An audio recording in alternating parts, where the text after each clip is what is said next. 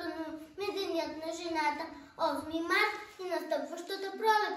Днес най-чаровните деца от група Синчес ще покажат колко много ви обичат, защото сте най-добрите. Мама, татко, баба и дядо, мили майки бъдете, живи, здрави, винаги така добри. Пожелавам ви слънчеви усмивки и капчица магия всеки ден.